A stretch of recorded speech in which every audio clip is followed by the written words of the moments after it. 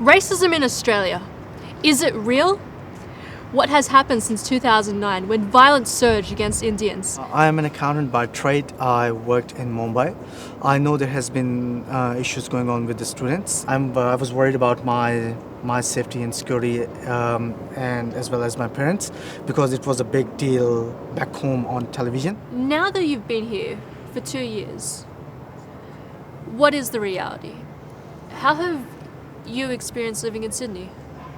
Actually, it has been good. The area I live in is called Parramatta. That's in Western Sydney, with 4 other Indian students in an apartment.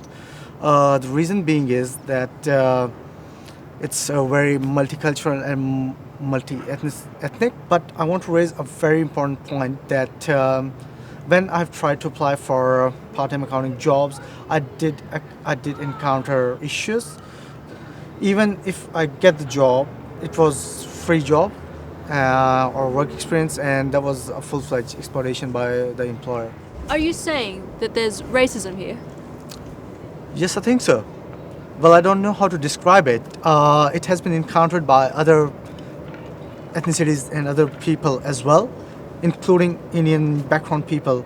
The only jobs which I can see which they can do is taxi jobs, 7-Eleven service station jobs, kitchen hand jobs, and security jobs. The classic example is where I study in Sydney University. There's one of my friend whose name is Tim. He's a white Australian guy.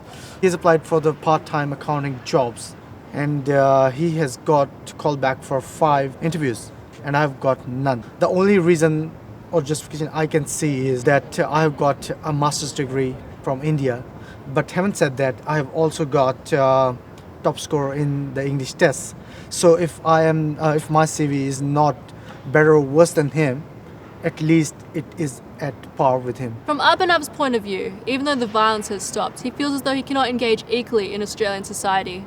Neela is another Indian student quite different from Abhinav. She moved to Australia when she was just 3 years old with her parents. She identifies herself as Indian with Australian roots. My family moved here to Sydney when I was 3 years old, so I feel quite Australian. I went to school here and grew up here, so it's normal to me. But amongst my friends, we don't see race as an issue. I mean, we grew up together and we went to school together, so it's definitely not an issue. But outside of my circle of friends, like when I'm in the city, I have definitely experienced racism that I think is due to my skin colour. It can be quite overt, such as me not being served first when I'm in a cafe or being ignored when I walk into an expensive shop. It makes me feel terrible that people can judge you just by the colour of your skin. In fact, I'd have to say I'm probably more Australian than a lot of the people that didn't serve me in those shops. I have lived here for over 20 years. You were in Australia during the time of violence against Indians in Melbourne. How were you impacted? I was lucky not to be directly affected, but I do know Indian students who were badly beaten and got robbed. We became an easy target for thugs in western suburbs to beat and rob. I mean, it's just disgusting that there was clear evidence of violence towards Indians and the police did nothing. In Melbourne, the police did not want to protect the students there. What did your extended family in India feel about the attacks? They were very worried. We got a lot of calls from India, but I think it's because it was so big in the news back home. And I do think some of the reports were exaggerated. However, it was clear evidence that there was racism, and now, long after the protests, I feel non-white people are prejudiced. But there can also be subtle racism, not the type that is in your face where you physically see the hatred. What roles do you feel that you've missed out on due to having light skin, as you say? Well, when you walk into any of the stores in Westfield, who do you see? You only see white people. I've applied for many of the jobs there, but my white friends always get the interviews or jobs over me. I'm not sure about corporate Australia, but I think it is the same. When you look at the senior people in the top companies in Australia, it is quite clear. There is a common thread between Abhinav and Neela. They're both aware of the past Indians have faced in Australia, namely the violence towards students. And they both agree that there is definitely a sense of discrimination in the air. I think that because of my skin colour, I cannot find work, especially when looking for part-time work, because people care about their image or what you look like.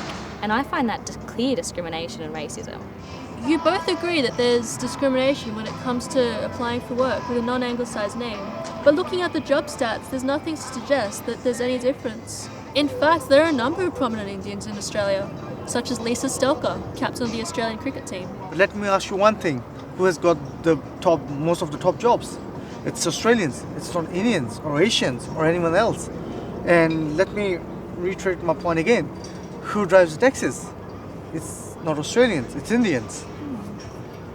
Look, the examples you've given shows it is possible to be successful, but it does not change the underlying racism in Australia.